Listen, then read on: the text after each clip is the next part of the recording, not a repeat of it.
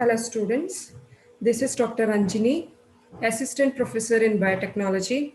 Welcome to e-learning sessions in cellular metabolism. Today in this session, we learn about urea cycle and the regulation of urea cycle. The removal of excess of ammonia derived from amino acid breakdown in tissues or from bacterial actions in the gut is by the production of urea, which is excreted in urine. The steps of urea cycle have been elucidated by the scientists Krebs and Hanslitt. Hence, this urea cycle is otherwise called as Krebs-Hanslitt cycle. It's a cyclic process. Urea cycle is cyclic process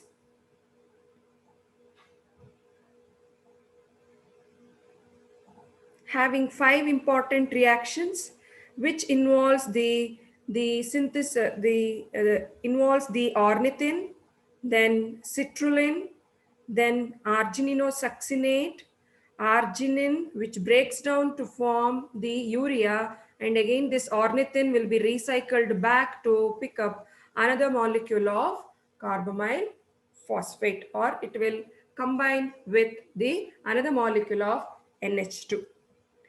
The urea formation takes place in liver in mammals, and all of the enzymes involved have been isolated from the liver tissue. So urea cycle takes place in liver, but in kidney also urea cycle operates in a limited extent. Kidney can form up to arginine. Kidney can form up to arginine, but cannot form urea because the arginase enzyme is absent in kidney. So the arginine will be broken down to urea by the enzyme arginase that is absent in case of kidney. Brain can also synthesize urea from citrulline but lacks the enzyme for the citrulline from ornithine. It lacks the enzyme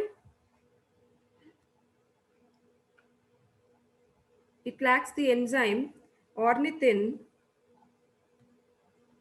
transcarbamylase, which results in the synthesis of citrulline. So majority of the reaction takes place, but final formation of the urea is not possible both in kidney as well as in the brain because it lacks the specific enzymes which are required for the formation of the important intermediate in urea cycle. And here we find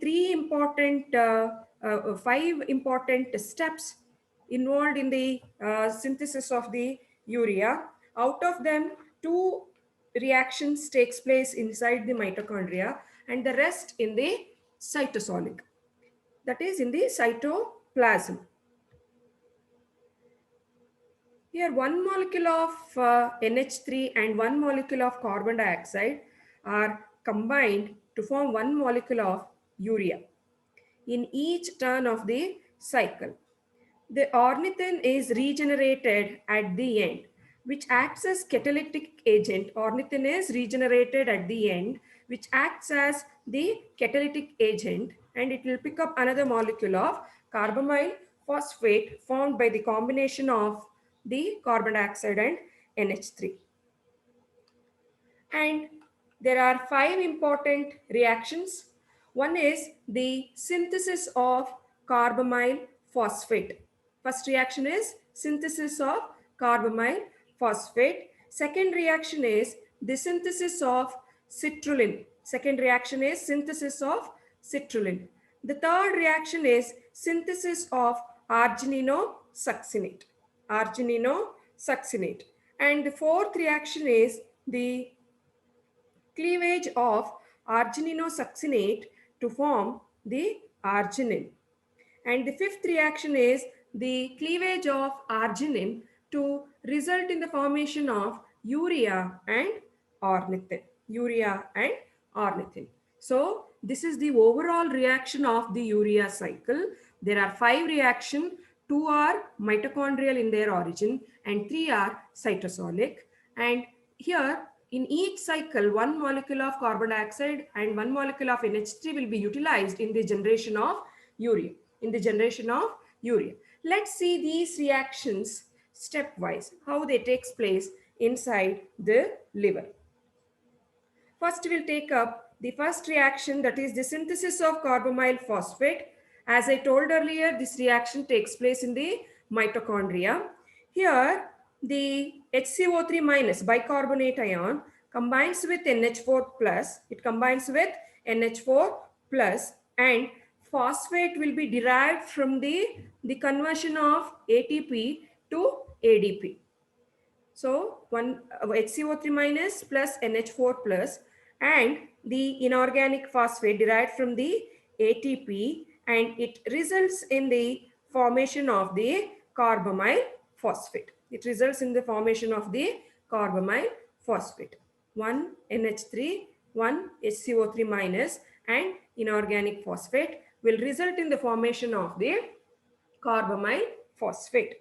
In the presence of the enzyme carbamyl synthase 1, its activity is very important in conversion of HCO3 minus and NH4 plus to carbamyl phosphate. This carbamyl synthase 1 enzyme is involved in the urea cycle. Actually, carbamyl synthase enzyme has 2 types. That is, carbamyl synthase 1 occurs in mitochondria of the liver cell. That is what we are concentrating now. This is there in liver cell. The another one, the carbamyl synthase 2, present in the cytosol of the liver cell, which is involved in pyrimidine synthesis, that you will come across when you come to nucleotide metabolism. Carbamyl synthase, there are 2 types, carbamyl synthase 1 and carbamyl synthase 2. Carbamyl synthase 1 is involved in urea cycle, whereas carbamyl synthase 2 is involved in the nucleotide metabolism.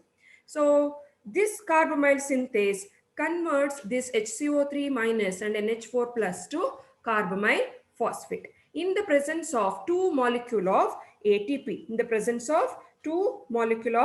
ATP. And it utilizes the phosphate molecule, and after it is converted, you will have the 2 ADP and 1 inorganic phosphate. So it's an energy dependent conversion of HCO3 minus and NH4 plus to form carbamyl phosphate.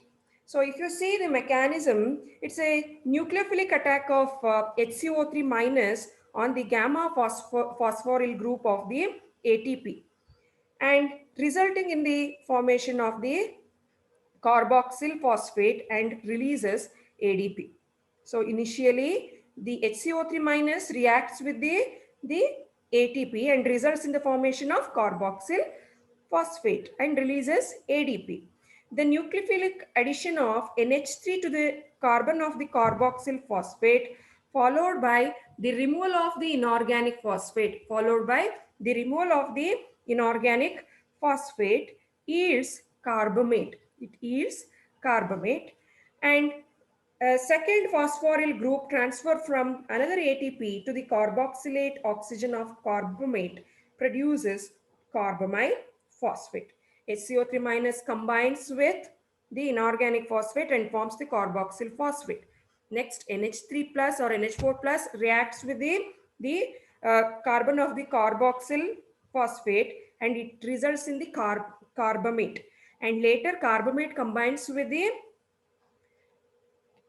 ATP that results in the formation of the carbamyl phosphate. But while writing the reaction, we'll just write it is HCO3 minus plus NH4 plus in the presence of divalent cation, that is Mg2 plus, which is required for the functioning or the activity of the carbamyl synthase 1, and it results in the formation of carbamyl phosphate.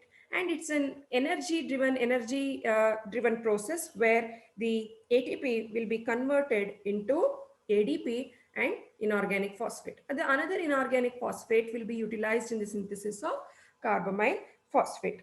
Here I have mentioned the N-acetyl glutamate, AGA. The exact role of this AGA is not known, but its presence brings about some conformational changes in the enzyme molecule and affects the affinity of the enzyme for ATP. It increases the affinity of the enzyme with the ATP molecule. So in this step, bicarbonate plus NH4 plus results in the formation of carbamyl phosphate and in the presence of energy rich molecule, that is ATP. Next we will move on to the second reaction, that is synthesis of citrulline. Synthesis of citrulline. This reaction also takes place in the mitochondria. Ornithine transcarbamylase enzyme, ornithine transcarbamylase enzyme is also called as ornithine carbamyl transferase, is found associated with carbamyl phosphate synthase 1 in mitochondrial matrix. So where we see this carbamyl phosphate synthase 1, that is in the first reaction. So to that attached, you'll find another enzyme molecule, that is ornithine transcarbamylase in the liver mitochondrial matrix. So this enzyme catalyzes the nucleophilic addition of ornithine to carbamyl group of the carbamyl phosphate. Ornithine and carbamyl phosphate combines in the presence of ornithine transcarbamylase. It results in the formation of the citrulline.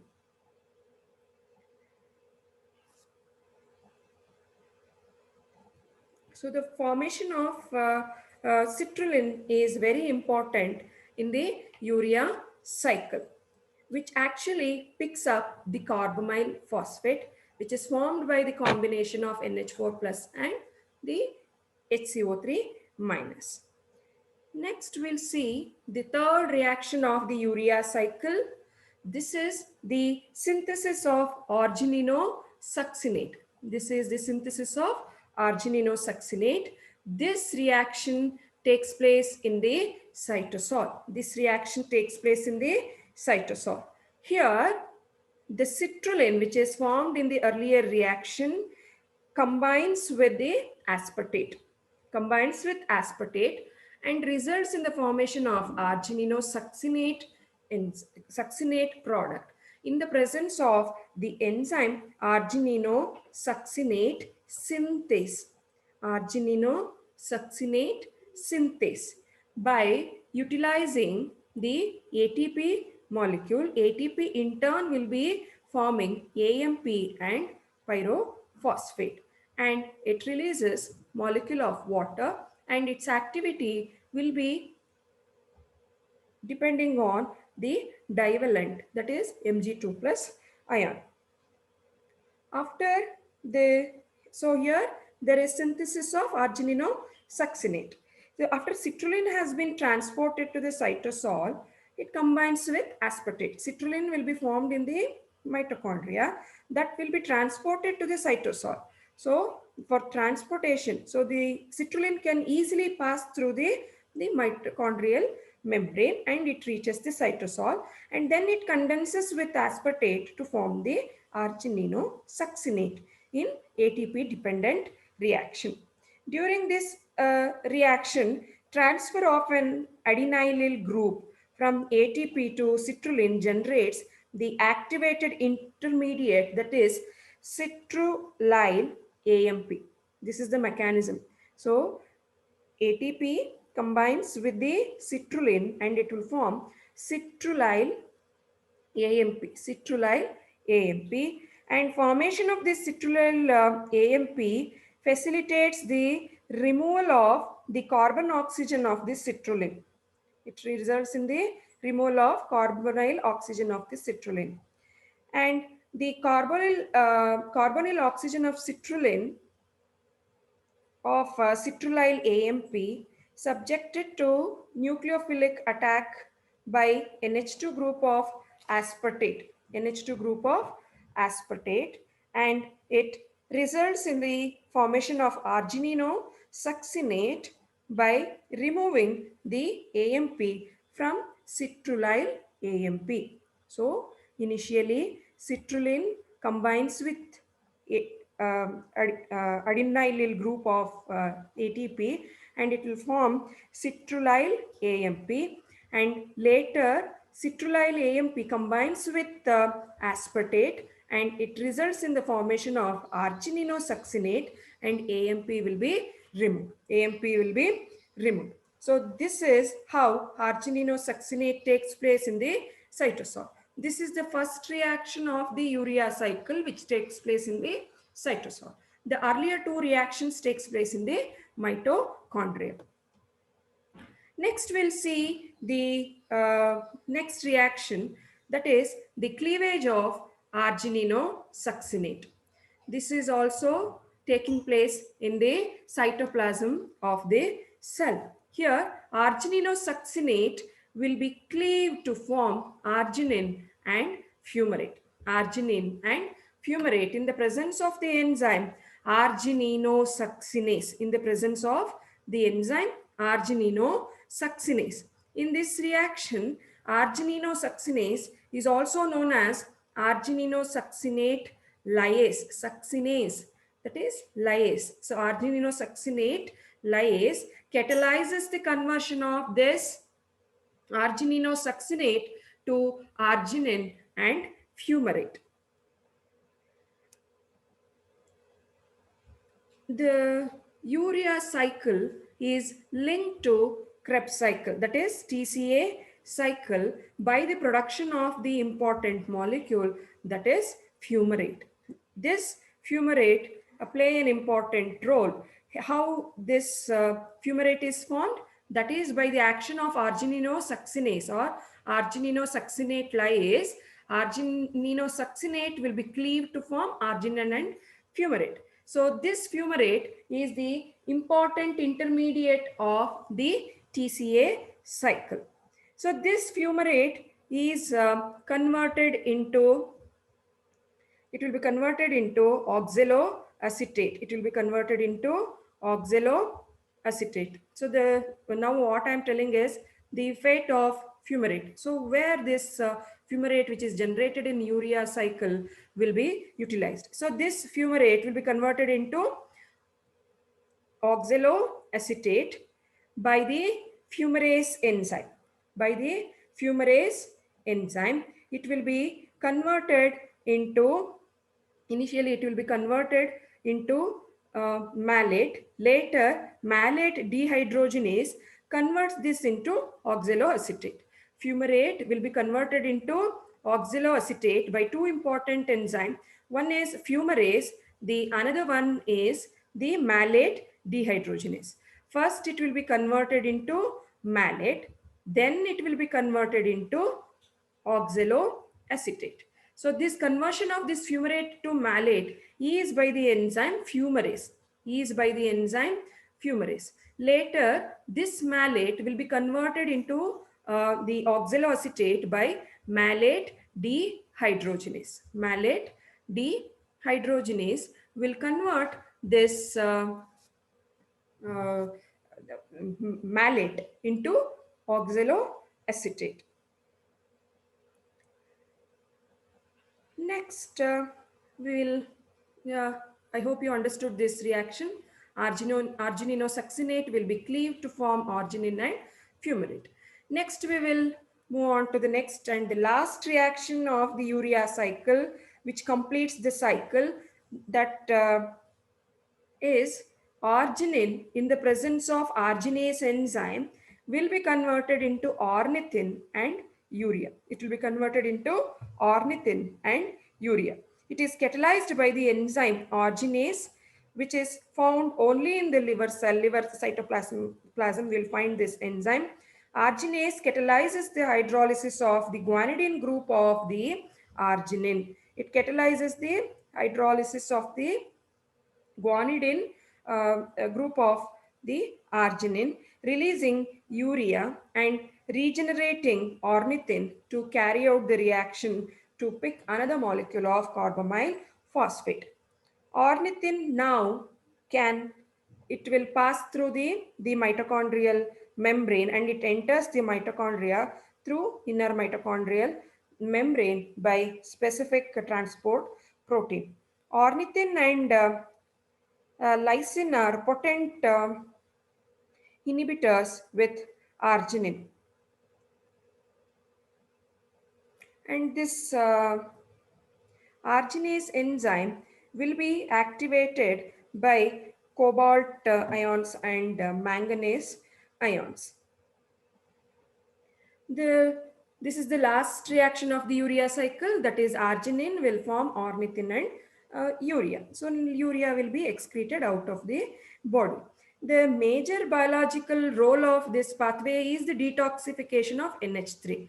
The toxic ammonia is converted into non-toxic substance urea and it is excreted in urine. Apart from this, this urea cycle also serves for the biosynthesis of the arginine from ornithine in liver and kidney and intestinal mucosa. Kidney and intestinal mucosa probably contribute most of the body arginine because they possesses all urea cycle enzyme except arginase. Hence, they can form up to arginine and cannot form urea. And this arginine is used for the protein synthesis. So apart from throwing out the NH3, it is also involved in the synthesis of the important amino acid, that is arginine. So that is regarding urea cycle. Now, what is the source of carbon and nitrogen of urea? You should know this is the formula of urea, that is NH2, NH2, that is attached to CO group. Here, one nitrogen of NH2 group is derived from NH4 plus ion, that is in the first reaction. That is in the first reaction. The another nitrogen of NH2 group is derived from aspartate. It is derived from aspartate amino acid. One is from NH4 plus, the another is from aspartate amino acid. Bicarbonate ion provides the carbon skeleton of the urea. So, in the structure of urea, you know, the one NH2 is from NH4 plus, the another NH2 is from the aspartate amino acid, and CO group is from the bicarbonate ion. Next, we'll see the regulation of urea cycle. Here, the generation of urea is achieved by the linkage of mitochondrial glutamate dehydrogenase with carbamyl phosphate. Carbamyl phosphate. The carbamyl phosphate synthase 1 is thought to act in conjunction with mitochondrial glutamate dehydrogenase to channelize the nitrogen from glutamate, and therefore all amino acids as from all amino acid NH3 and then through the carbamyl phosphate, thus finally urea will be synthesized. So these two enzymes play an important role in generation of urea. Though the equilibrium constant of glutamate dehydrogenase reaction favors the glutamate formation than the formation of NH3, but removal of NH3 by the carbamyl phosphate synthase 1 reaction and the oxidation of alpha ketoglutarate by TCA cycle favors the glutamate catabolism. That is, removal of NH3 favors the